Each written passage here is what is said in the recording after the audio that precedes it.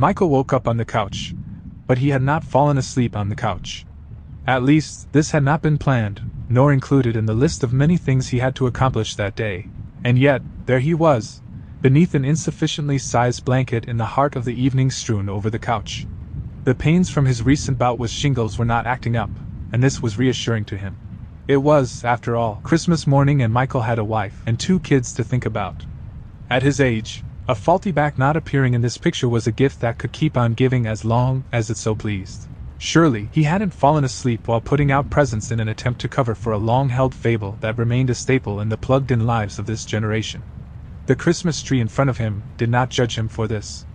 It would shine and illuminate the early morning regardless of what Michael believed in his heart. But perhaps the tree did hold Michael in a form of contempt, which is why he no longer bought real trees. In fact, few things remained authentic in Michael's Christmases now.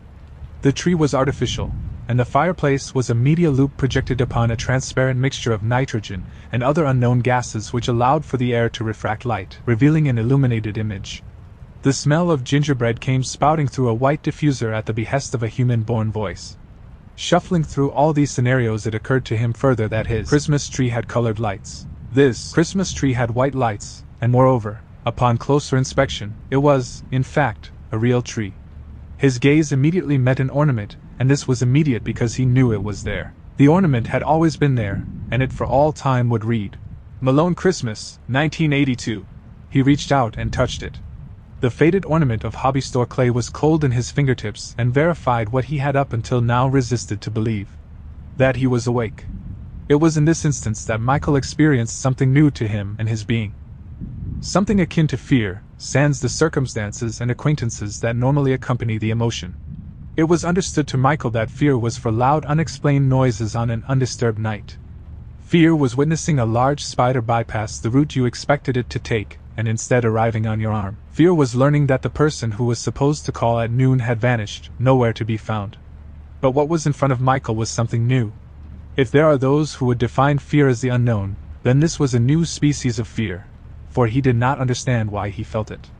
This new feeling took hold of him, and he could feel the blood, color and reason drain from the top of his head to the bottom of his stomach. He stood there, slightly hunched over, trying his best not to alert the house of his presence. His eyes traveled across the room, straining in the late, or possibly quite early morning light, to identify his surroundings. This was home, but it was not home now. As his glare broadened and his pupils widened, groping the darkness, Michael slowly realized what was happening. He started to move his stiffened body from its position. He replayed a conversation he had had with a coworker at their Christmas party just a few days ago. "The past is a nice place to visit, but I wouldn't want to live there," followed by the half-sober laughs he wished would return to him. But this wasn't funny. If he were a thinking man's man, he might arrive at the conclusion he had done something to deserve this, and this thinking caused him to move as if he was unwelcome in this place. As the problems and probabilities began to stack inside him, so too did the questions. If he is where he believes he is, what are the rules he is playing by? Is this an echo or a retread of what has already taken place? Does this house extend beyond the front door? Is there anyone in the house? Is he in the house? Michael paused at this thought. He could very well be asleep upstairs, with visions of sugar plums and transformers dancing in his head.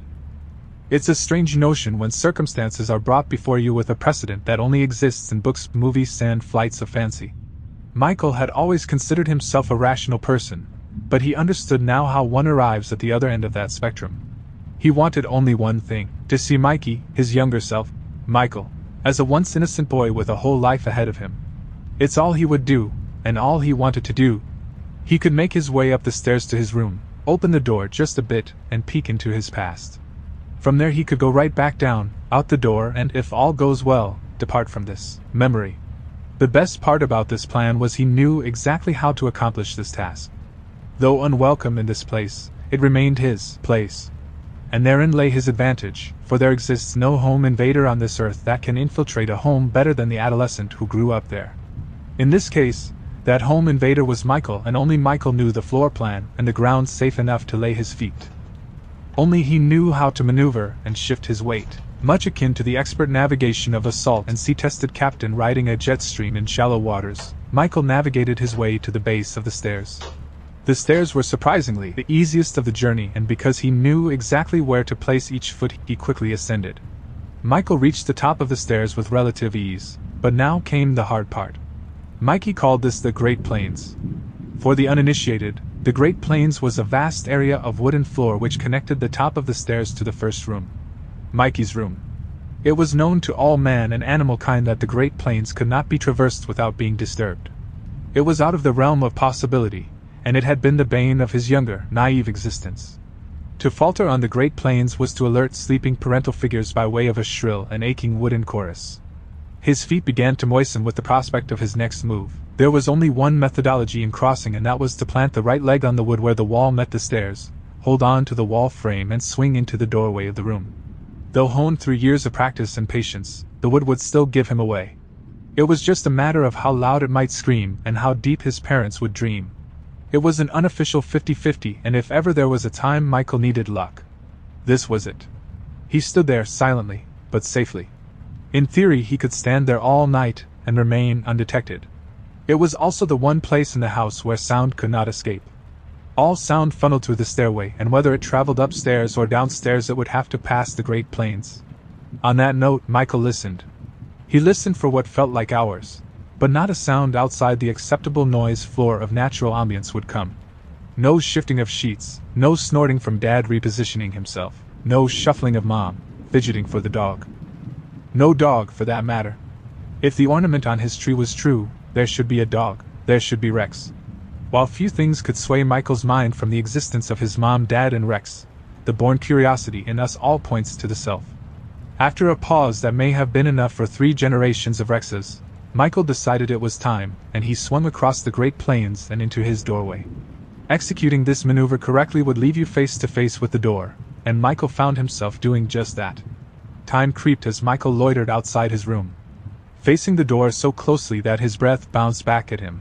He knew there was only one obstacle left, and the thought that he existed on both sides of this door brought about questions he had never dreamed he'd consider, and the possibility of answers no mortal should be privy to. He summoned the courage to press his ear to the door and listened for what might very well be the whispers of the universe. It might very well be the divine and heated ethereal congress with the triune Almighty. Michael held his breath, and in this instance of passing time he heard the indistinguishable sigh of a child. He knew the child in that room was himself, and one can only entertain what madness it must be to literally face the child within. The voice alone is an instrument of our own accord, but because we are trapped inside our own bodies, to recognize that voice, especially one from a past long gone, is all the more difficult. To open this door required one twist of a knob, and a push backed by great speed. Doing so would not allow the hinge of the door time to speak its high-pitched yelp. Michael knew the door would be open. The lock had never worked, and it was probably made thusly so by his parents before he had the good sense to request it be locked. He knew he was shaking, and as the sweat built, it became a matter of now or never. This was it. Michael flung open the door, and as he expected, there was not a sound but the swooshing of air, pushed aside by the wooden mass and flung behind it. And there he was. Mikey, asleep in his bed, clutching his stuffed teddy bear, Alan, as he always did. Michael stared, inadvertently turning his head as if to move in 3 dimensions around his own body while remaining stationary. He watched himself sleep and began to feel at ease. A smile crept across his face, and wove its way to the back of his ears. If he woke up now, he would be okay with that path. As he clung to the doorknob, he thought of all the things he could say to himself, but decided it was time to close the door. As he positioned himself to move from the doorway and swing the door closed, he kicked something. It was a stray toy just within the door's reach, but near enough to its circumference of travel that he had neglected to see it. The toy went flying, impacting against the bedroom wall as metal crashes against hollow wood. In a ballet of cosmic choreography, it struck the toy chest, shaking Mikey from his slumber. He shot up from his sleep and screeched as he and Michael met eyes. Before Michael could concoct a way to react to this situation, a pain shot up his spine and to his neck. He could feel this pain well. It was very real and far beyond the ambition of shingles. A howl arose as Mikey's scream grew to a fortissimo. A commotion from the master bedroom played, and in this instant of rising bedlam, an ensemble of high-pitched screams smashed through the ceiling.